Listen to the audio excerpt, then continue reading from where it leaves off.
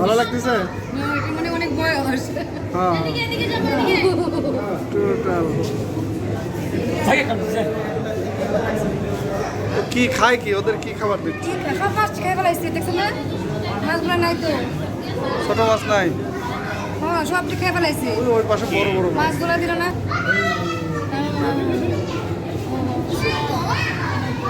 ওটা কি মাছ? ওই যে পাতা মাছ, শাপলা। শাপলা চলে গেল ওই পাশে।